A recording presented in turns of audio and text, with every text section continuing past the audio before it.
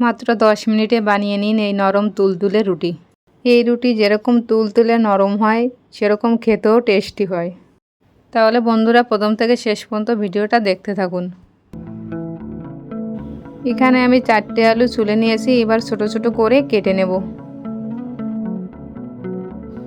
এবার আলুগুলো সেদ্ধ করে নেব।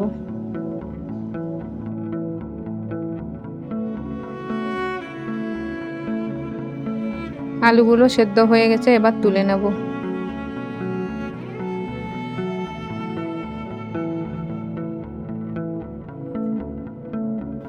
এবার সেদ্ধ করে রাখা আলুগুলো ভালো করে থেতো করে নেব।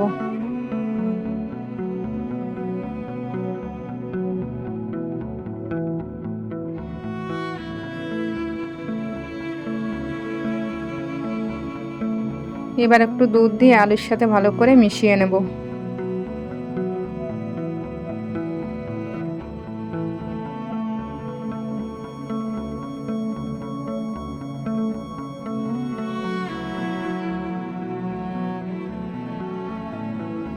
এখানে আমি 300 গ্রাম ময়দা নিয়েছি, পরিমাণ মতো লবণ, 1 চামচ চিনি, বেকিং পাউডার, বেকিং সোডা সব কিছু ভালো করে ময়দার সাথে মিশিয়ে নেব।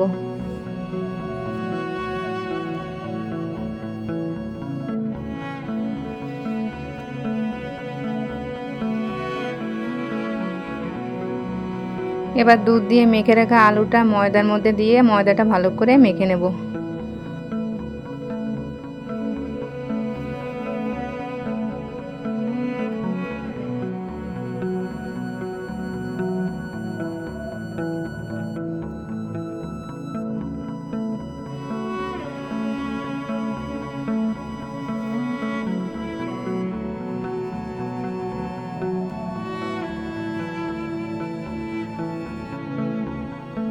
ময়দা ভালো করে মেখে নিয়েছি, এবার লেচিগুলো কেটে নেব।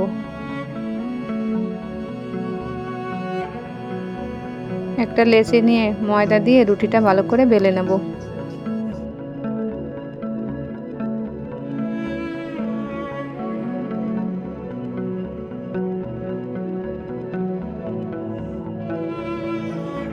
এবার রুটিটা ভেজে নেব।